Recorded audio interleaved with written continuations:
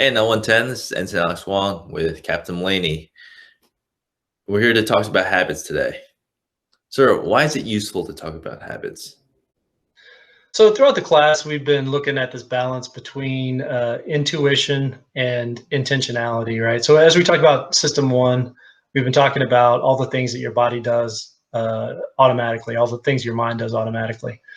And so in understanding habits, it gives us both an understanding of why we're doing things automatically, and it also gives us an idea of how we could structure our lives intentionally and actually use the things that are going on in system one in order to be intentional.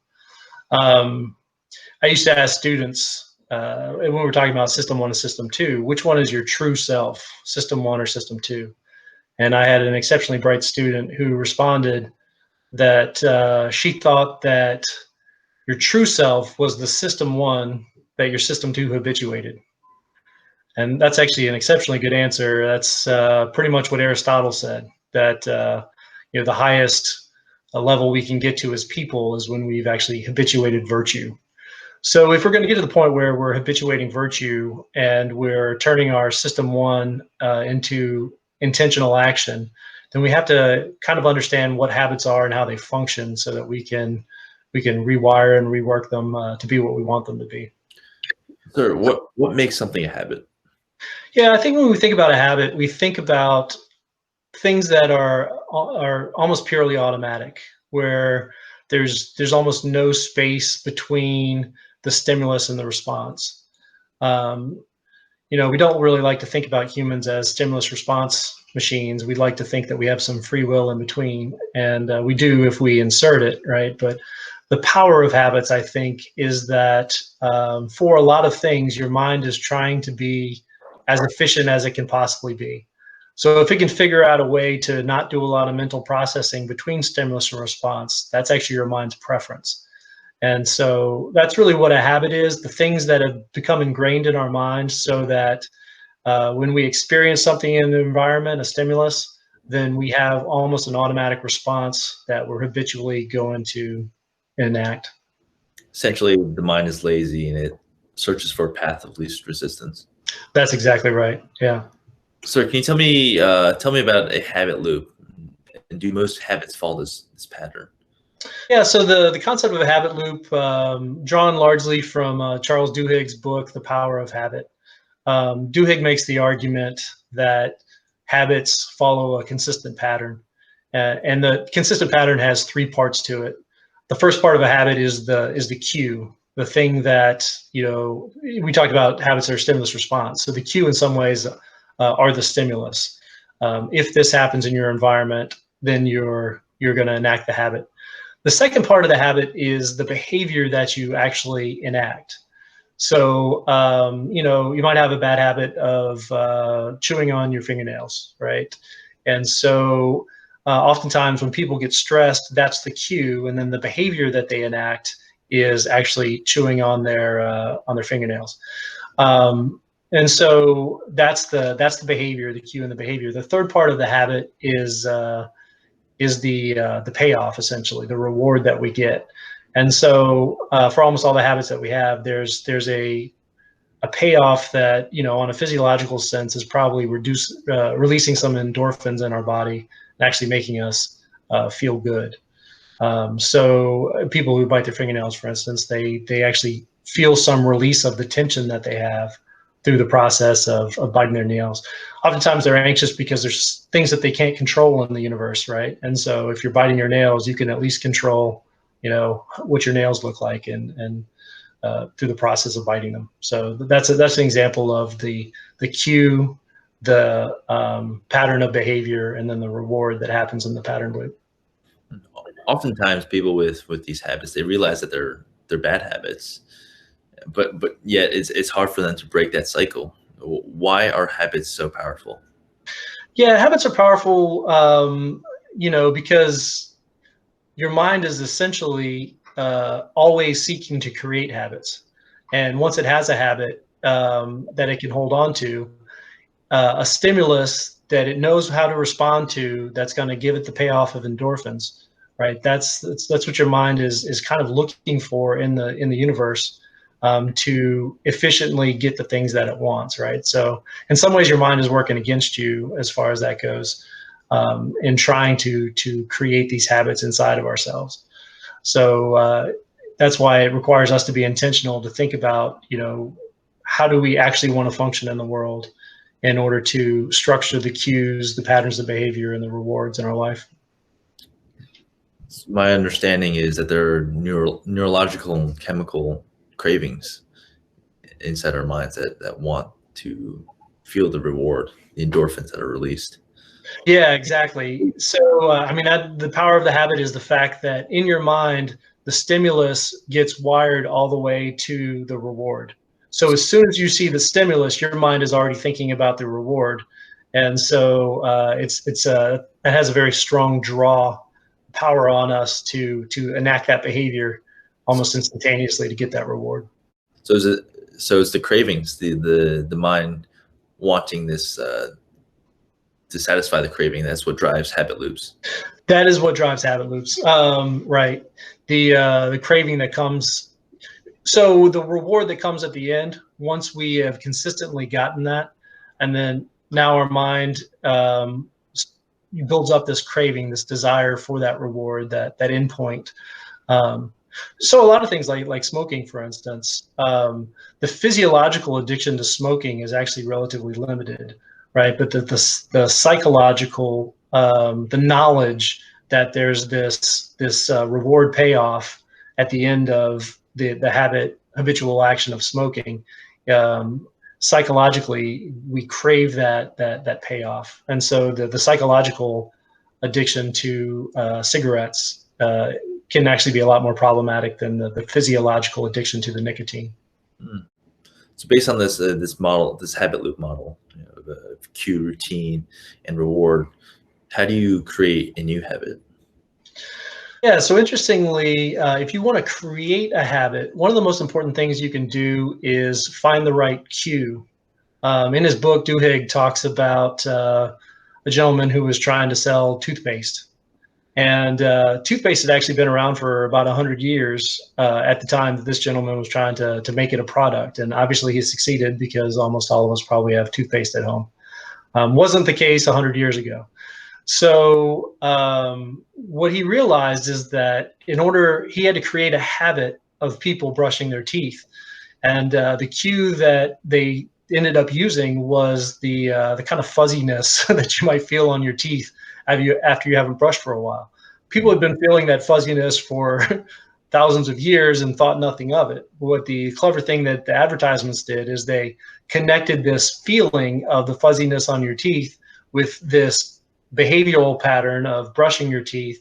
And the other clever thing that they did is they actually created a reward. And the reward that they created is they added mint and menthol to the toothpaste, which makes your mouth, kind of feel, you Feel kind of feel refreshed. like balls in your mouth, right? The tingly feeling, right? Well, it turns out that tingly feeling has nothing to do with the cleanliness of your mouth. The reason that the mint and the menthol is in there is to give you that tingly feeling, which is the reward for brushing your teeth. And so you feel like your mouth is clean.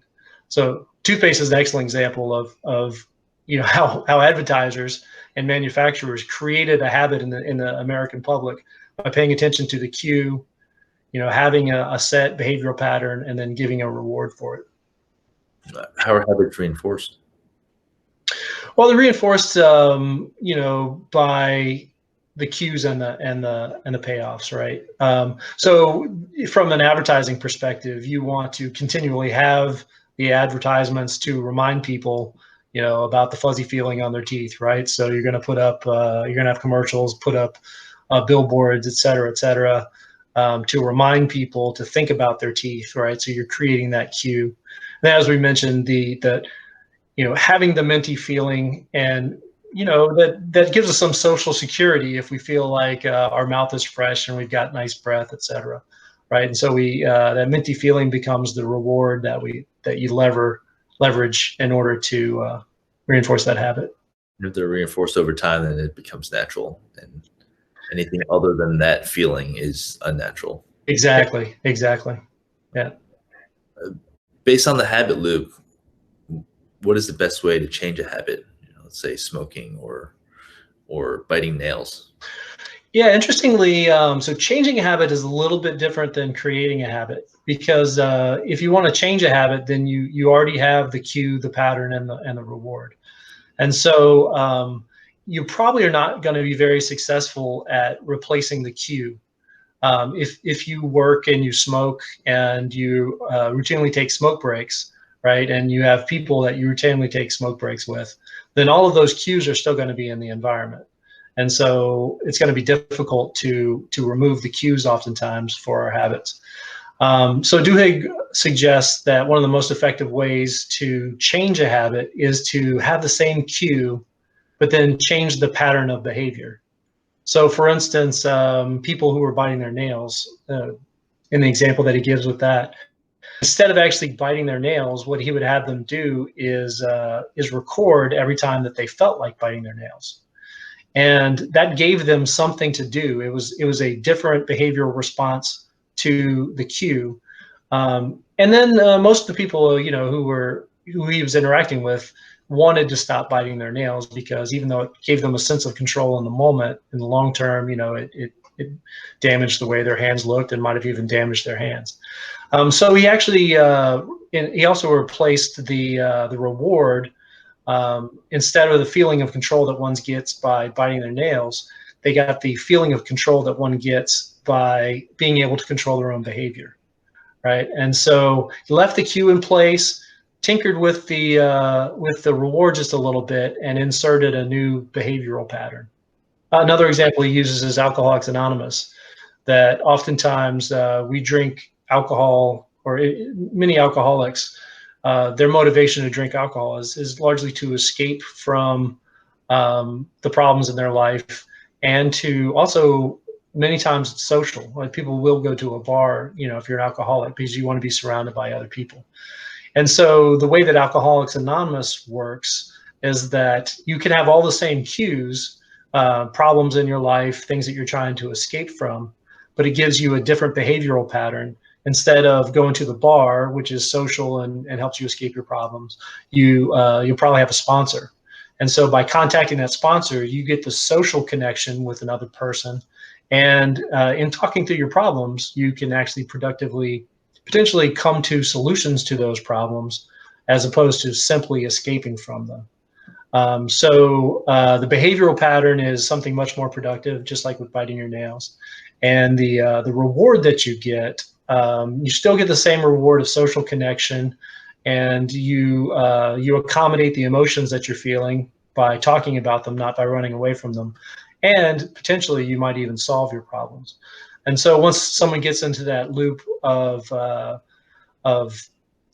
calling their sponsor instead of drinking, and once they get to the point where they might actually solve their problems in a more effective way than they did before, then that could actually create a craving for this Alcoholics Anonymous process, as opposed to a craving for alcohol, for instance. Hmm. So you don't actually get rid of a habit completely. You just alter the routine, keep the old cue and the same reward. That's right. Yeah, maybe tinker with the reward a little bit, but instead of just like through straight willpower trying to not respond to the cues in the environment, instead use those same cues to launch new habits. And it's going to take time, obviously, to do that and to reinforce it to the point where you have a new craving. But that's probably the most effective way to overcome a habit if you want to change it.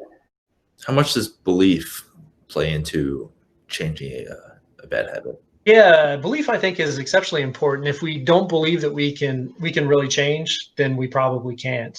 Um, in my classes, we teach a lot about resilience, and we talk about the role of sleep. And I will say that many midshipmen are trapped in bad sleep habits because they fundamentally don't believe that if they got 7 or 8 hours of sleep a night, that they would succeed or that they would do well enough and meet their own standards. So if you don't believe that if I slept more, then I would have better attention in my classes and I would have more willpower to do my homework, and that would maybe lead into me getting my work done so that I could go to sleep at a good time, right? All of those things might be true, but if we don't believe it, then we never enact the pattern in the first place, and you're pretty much you're dead in the water if you don't have that belief. And this is one of the reasons why role models can be really really important. It's difficult to believe it in your own life. You've got 6 hours of homework and 4 hours to do it, so something's got to give. So 2 hours of sleep just seems reasonable. Um, until you see it actually function in somebody else's life, that could actually be really, really difficult for you to have enough belief to embark on trying to change a habit like that. Because you actually see it happening, and you know it's possible. Right. Having that mental model of the pattern of success can be really, really important. And going back to Alcoholics Anonymous, right? All the sponsors are also recovering alcoholics, right? So that reinforces that belief piece that if this person can be sober for 10 years, and I can't imagine myself being sober for a week, that's really helpful to be able to believe that somebody who was in the exact same place that I was could actually, succeed at this. So tagging onto the role models, how does the concept of habits play into leadership? Right. So, in as much as leadership is about getting other people to do things, right? So, getting other people to enact behaviors. Really, a lot of leadership is about creating the right habits in your people and in your organizations. Duhigg talks about the concept of Keystone Habits. If you focus on a couple of the right habits, then you can kind of get everybody aligned. He has a long story about how a new CEO came in to a failing company, and all he talked about was safety, and it blew people's minds because they're like, we're afraid that we're going to go to bankrupt, and you're focused on safety.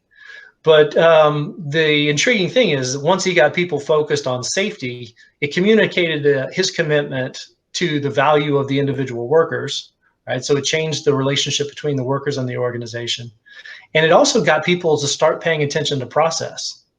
And so the way it started out is that if you saw an unsafe process, then anybody could raise their hand and it would just shut everything down until you figured out what the right process was. That was the power of the CEO to make that happen. So the amazing thing is, number one, as you might expect, safety improved dramatically within the organization. But once you had that buy-in to everyone in your organization paying attention to processes, people also noticed other things like what we're doing is fundamentally inefficient. There are better ways to do the job that we're doing. And so throughout the organization, you had people who were bought in because the company cared about their safety and they were paying attention to process. So they actually had a lot of good ideas on how to make the company better. And over time, not only did he fix the safety culture within the organization, but made it a very, very successful organization as well. So so a keystone habit is, he created the habit of watching the processes, analyzing, whether it was safe or not. And, for the workers, the reward was not being injured and killed, right? And so that was good. But then also the reward was being listened to by the rest of the organization, feeling like you're a part of something. So that habit kind of built on itself over time.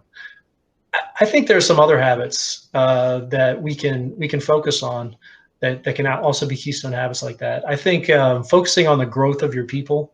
We're going to talk a little bit later about love and servant leadership, et cetera. But I think that those are fundamentally habits of how we think about our people. And if we have the habit of thinking about our growth and having our people think about other people's growth, then I think that has a similar outcome as a focus on safety. And more generally, I think thinking about excellence.